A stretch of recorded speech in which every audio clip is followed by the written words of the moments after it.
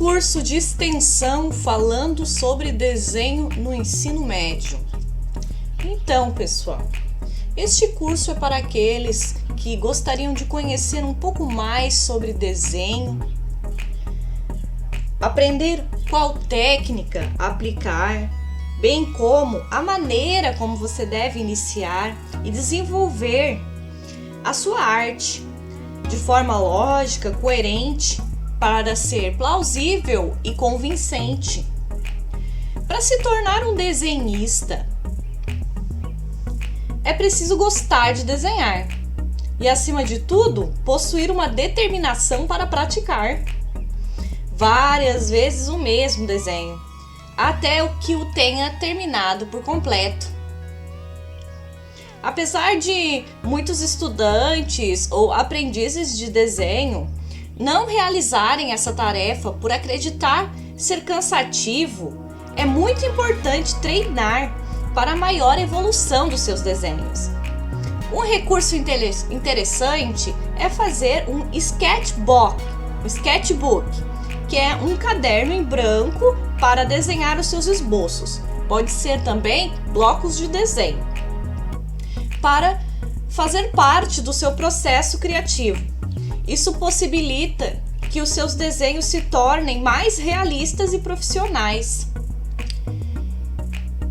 Inspiração e transpiração. Ao se referir à arte de desenhar ou pintar, fala-se muito em talento. Contudo, sem esforço e disciplina, o desenho por si só não se desenvolve. A pessoa pode ter uma grande inspiração para criar uma obra, o que representa 0,1% do trabalho.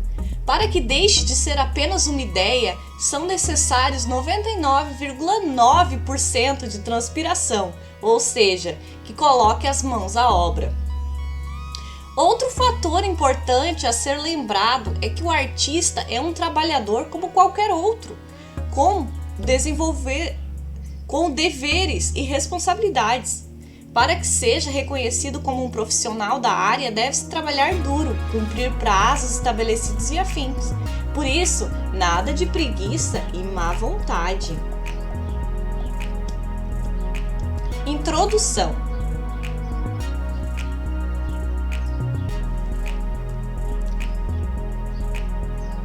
A arte de ver. Como desenhar o que vê? Iniciamos com o visor manual.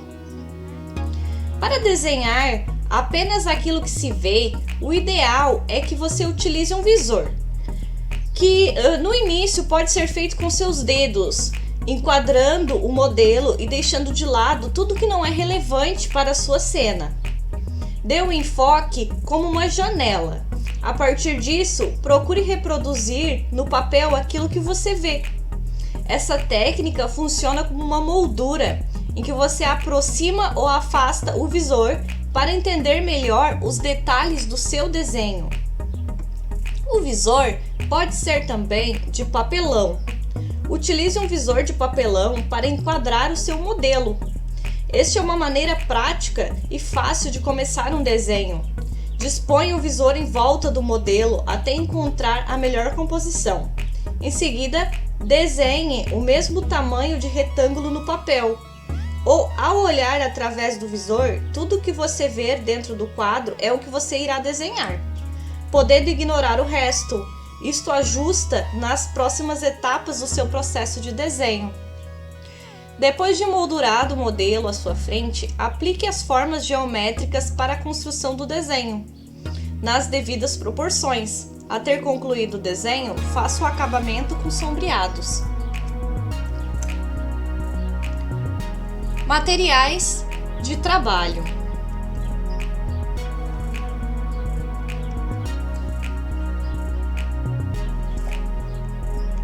Não é obrigatório que se adquira esses materiais. O treinamento se inicia com o mais básico. Ao longo do aprendizado e do domínio de técnica, os materiais de qualidade superior passam a ser sim necessárias. Vamos falar da lapiseira. A lapiseira é um ótimo instrumento de desenho. Ela permite fazer traços uniformes de espessuras que variam de 1 a 9, e suas minas ou grafites de HB, B e 6B, que podem ser facilmente adquiridas. Os tipos de lápis. Algumas pessoas preferem trabalhar mais com o lápis. Depois, escolha os lápis que têm classificações diversas, como duros, médios e macios.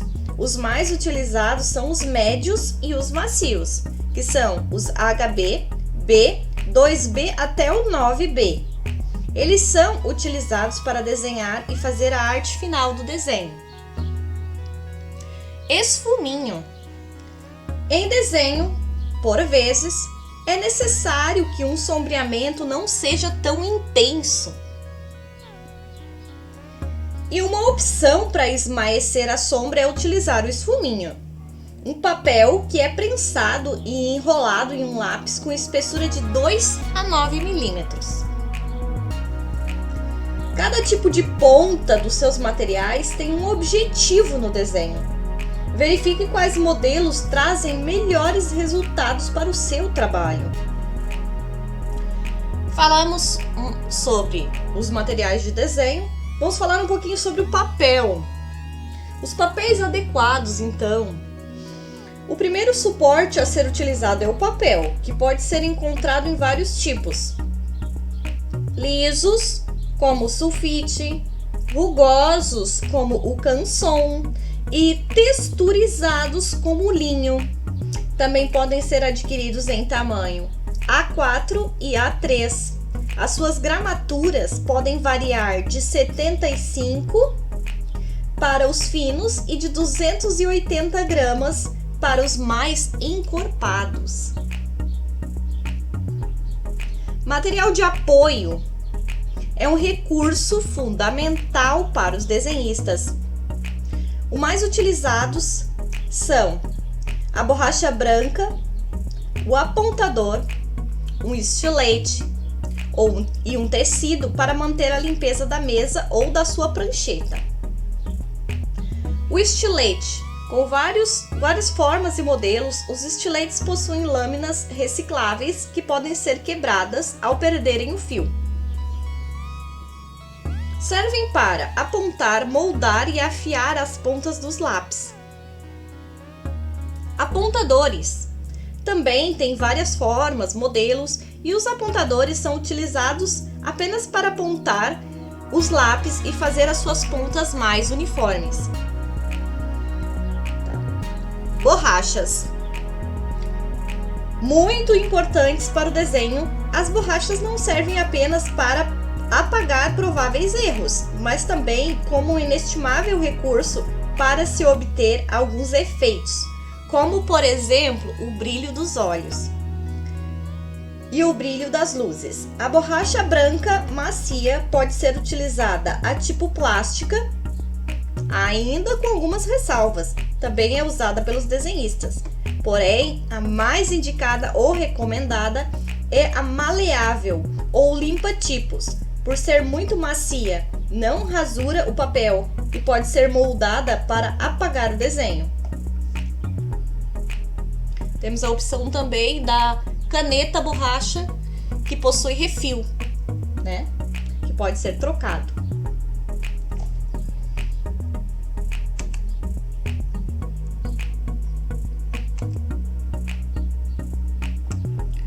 Praticando habilidades. As primeiras habilidades a serem adquiridas, como segurar o lápis, é a primeira delas. Não há uma regra básica para segurar o lápis ao se desenhar, mas existem maneiras de obter um maior controle e segurança na coordenação motora. Para isto, mostraremos 3 exercícios para você se empenhar. O primeiro é o jeito, o segundo é segurá-lo no meio para fazer traços leves e o terceiro é segurá-lo mais próximo da ponta quando precisar fazer mais pressão no papel para obter traços mais escuros. O objetivo deste exercício é fazer traços limpos, claros e sem rasuras.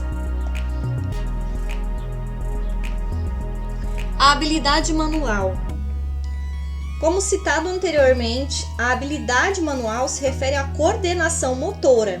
É uma habilidade que o desenhista adquire por meio de treinamentos e repetições de exercícios, até que, com o comando da mente, consiga adestrar a mão para desenho de maneira limpa e suave, o que realmente é o que deseja. Quanto mais aplicado o desenhista é, o mais rapidamente ele alcança os seus objetivos. E é algo inerente aos desenhistas. Habilidade manual. Imprescindível no estudo do desenho quanto às formas, volumes e texturas de um modelo ou um motivo, quando se desenha aquilo que se vê. A arte de ver ou uma habilidade visual se refere a uma boa observação daquilo que se quer que será desenhado. É desenvolver a capacidade de observar de maneira analítica o desenho, além de entender a relação entre os elementos visuais, como os espaços positivos ou negativos, contornos, ângulos e valores. Os exercícios. Exercícios de adestramento. Procure iniciar esses exercícios com figuras geométricas. Vamos aos primeiros traços, com o objetivo de habilitar a sua mão para que o desenho possa fluir de forma segura no papel.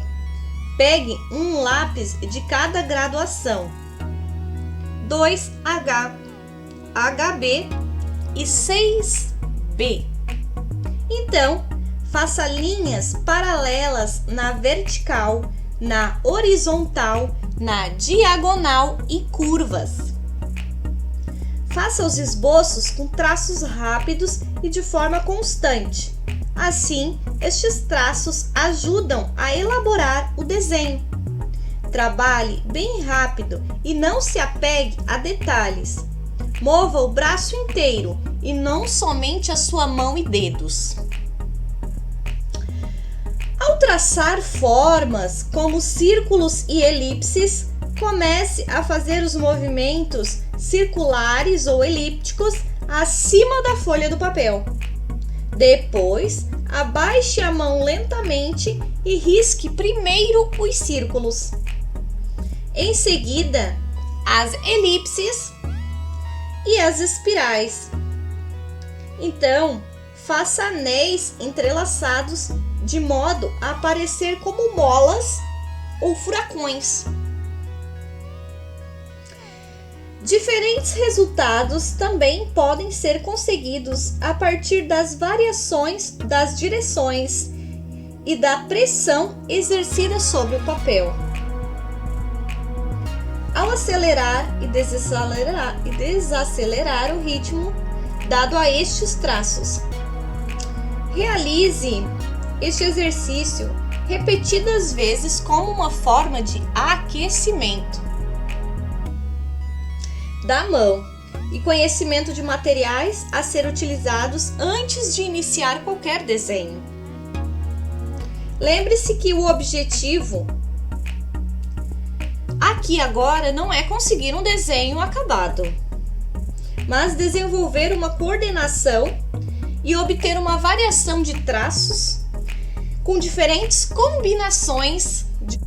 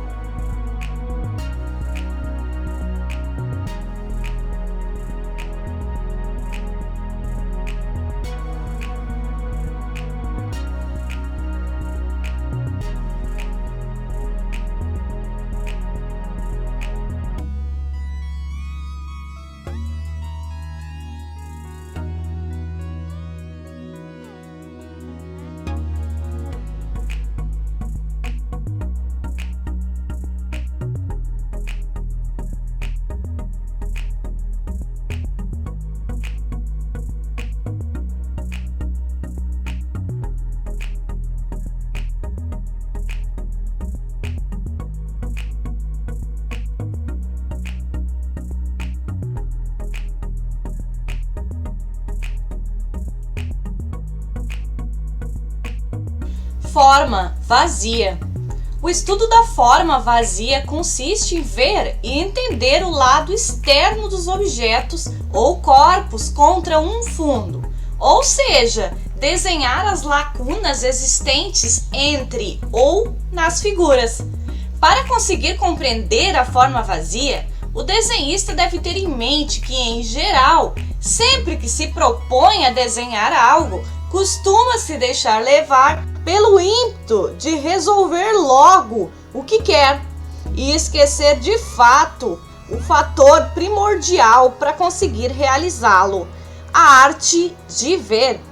Por isso, pode acabar por contorná-lo de forma grosseira. Ao utilizar o método de fundo vazio como desenho, pode-se obter a habilidade visual de dimensionar e achar a disposição de elementos que serão representados. Assim, a visão será mais perceptiva aos detalhes de contorno e em primeiro plano e vice-versa. O primeiro passo é observar os espaços vazios encontrados na modelo e não nas suas formas internas, por exemplo, na imagem que aparece aqui na tela, como em um teatro de sombras em que só se pode ver as formas exteriores. As formas contra um fundo são chamadas de formas vazias. Na arte da observação, estas lacunas são tão importantes quanto os objetos em si, pois a linha que define o espaço vazio nos objetos é a mesma que determina a sua silhueta. Trabalhe com a forma vazia. Em um primeiro momento, escolha um objeto simples e o disponha contra um fundo que seja de preferência claro. Agora, comece a desenhar o exterior vazio da figura sem definir a sua parte interna. Apenas as lacunas importam. Depois de realizado o contorno da figura, escureça a parte interna com maior entendimento da forma. Num segundo exercício, procure objetos que ofereçam mais detalhes e que exijam uma maior observação. Cuidadosamente, ao trabalhar por áreas, defina as formas vazias de seu objeto, menosprezando a parte interna. Então, volte a escurecer a parte interna, deixando apenas a silhueta do modelo. Em um terceiro exercício, repita o processo da forma vazia dos exercícios anteriores. No primeiro desenho, escureça sua parte interna de modo a defini-lo como uma figura positiva. No segundo desenho, escureça apenas o fundo, deixando a figura em branco. Esta figura é determinada como um negativo. Concepção de espaço. Concepção de espaço. Após entender como se trabalha com a forma vazia, chegamos a outro ponto, a concepção de espaços. Ver os espaços como um todo, muitas vezes despreza o espaço em torno dele. Há que se entender que a forma do objeto depende muito do espaço que ele ocupa, e de igual forma, mas de maneira contrária, o espaço à sua volta é definido pelo contorno do objeto. O espaço em volta do objeto é chamado de espaço negativo. Observem a figura. Ao representar um objeto por sua forma vazia, este se torna um desenho linear que determina e define os limites entre o fundo, o espaço negativo e o objeto de espaço positivo. Por isso, conceber a forma do objeto sem considerar o espaço à sua volta é quase impossível de visualizá-lo. O espaço positivo é o que dá a forma concreta ao objeto. Repare nas figuras. a figura à direita, número 2, onde a imagem concreta é feita a partir do espaço negativo. Assim, quando se olha para os objetos, mentalmente utiliza-se uma série de conceitos simbólicos para entender o que é o objeto quanto à sua forma, volume, textura e o espaço que ocupa, além das suas dimensões. Analogia de pontos. Chama-se de analogia de pontos a técnica que permite o desenhista ver e entender a construção por um conjunto de linhas em eixos, tanto na horizontal como na vertical. Contudo, não se trata de quadricular a figura. Procure objetos simples para começar a estudar o conceito da analogia de pontos. Para conseguir, na arte de ver, novamente, deve-se ter o modelo como referência, para observar suas formas, buscando pontos análogos ou coincidentes. O primeiro passo é traçar ao menos 2 eixos em um ponto vertical para a altura e outro na horizontal para a largura.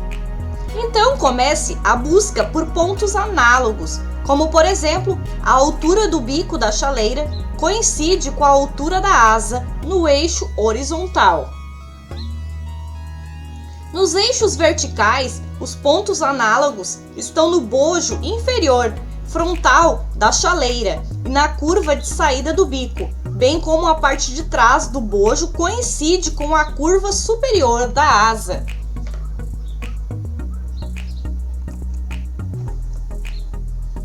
Na prática, comece pela escolha de uma boa referência, seja ela de uma foto ou de um desenho. Aqui nós temos o exemplo de uma imagem.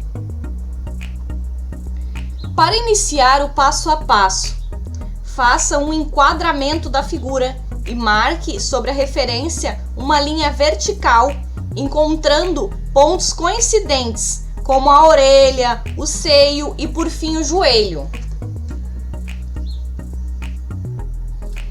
Depois, crie outras analogias de ponto verticalmente.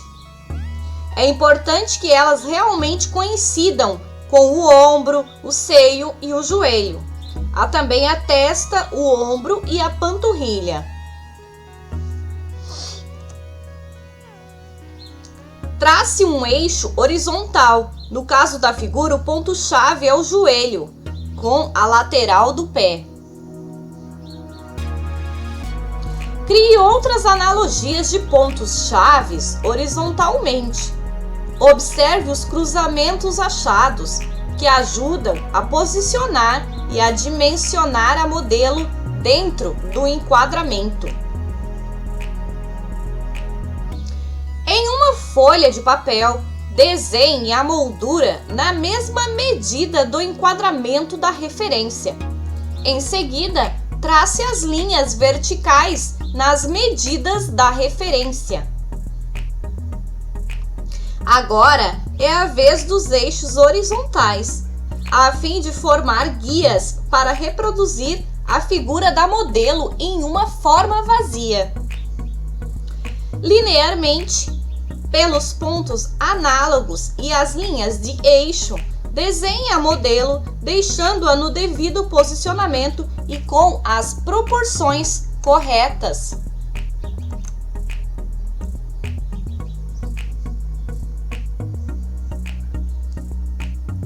Linhas de eixos e proporções. Ainda dentro do tema habilidade visual, uma das técnicas mais importantes do desenho de observação é a comparação de medidas e proporções de modelos ao vivo. Por isso, o desenhista utiliza um lápis, por exemplo.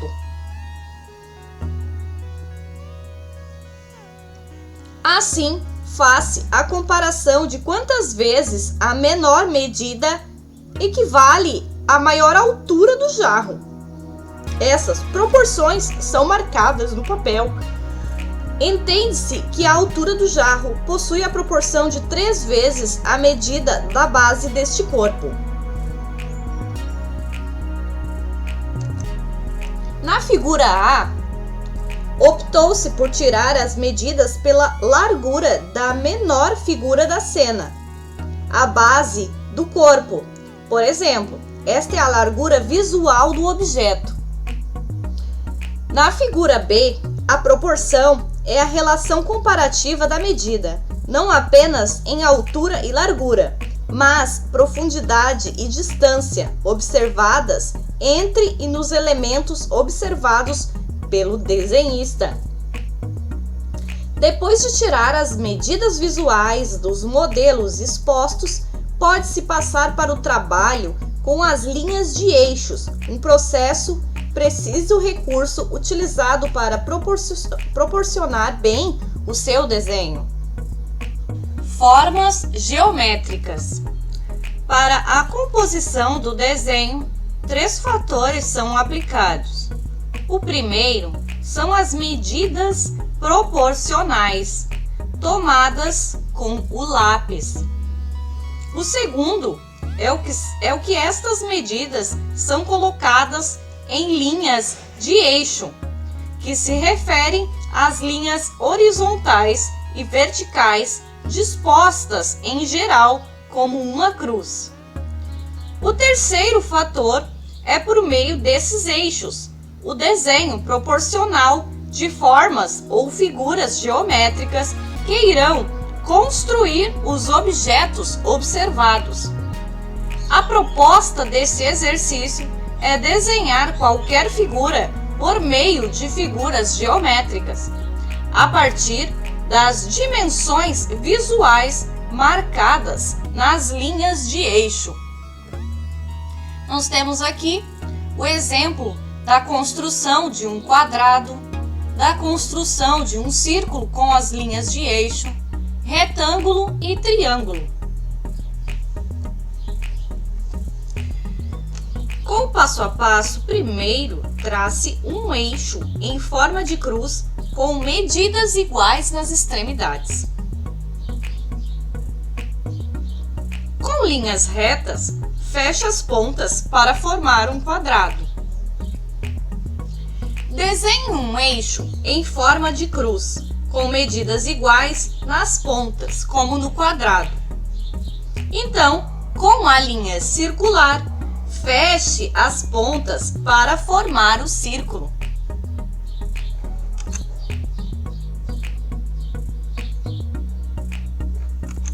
Ainda no retângulo, trace um eixo em forma de cruz, porém com diferentes medidas entre a linha vertical e horizontal.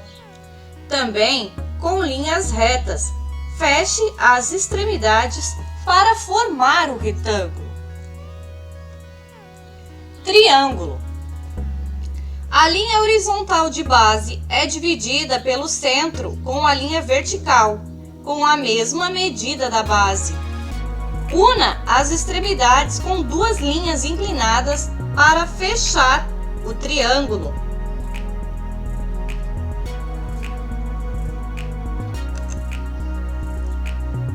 Elipse.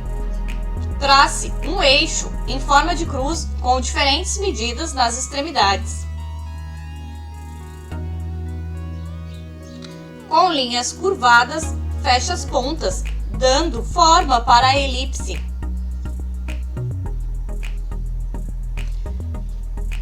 Faça um eixo com a linha vertical um pouco menor que o eixo horizontal. Linhas curvadas fecham as pontas, dando forma para a elipse.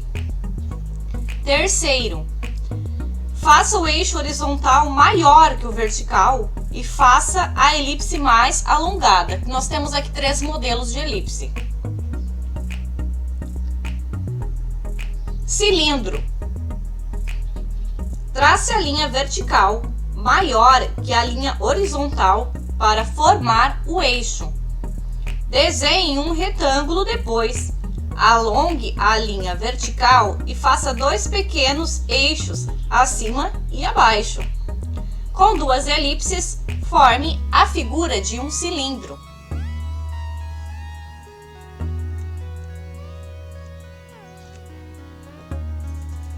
Cone. Faça uma linha horizontal de qualquer medida. Pelo centro, faça a linha vertical com medidas iguais à da base. Depois, alongue a linha. Faça um pequeno eixo abaixo. Feche o cone com um triângulo e uma elipse. Argola. Desenhe uma elipse, depois divida o eixo horizontal em 4 partes. A tangenciar a elipse, trace outro eixo horizontal na mesma medida do anterior. Depois, alongue a linha vertical. Desenhe outra elipse passando por dentro da primeira. Pelo centro, observe a imagem. Com duas linhas, feche o aro ao unir as duas elipses. Dentro da elipse superior, marque outra elipse para fazer a borda da argola. Apague as linhas de construção e deixe a forma geométrica linear. Garrafa. Trace uma linha vertical e divida-as em 4 partes iguais. Depois marque os 2 eixos. Observe a imagem. Faça 2 elipses em C e E. Então feche o cilindro. Divida o eixo acima em 6 partes, com uma medida entre 2 e 4. Faça uma elipse em B. Um cone é feito entre B e C. Na mesma medida da elipse, trace um retângulo entre A e B. Feche a boca da garrafa com uma argola. Elimine as linhas de construção, deixa apenas o desenho linear da argola.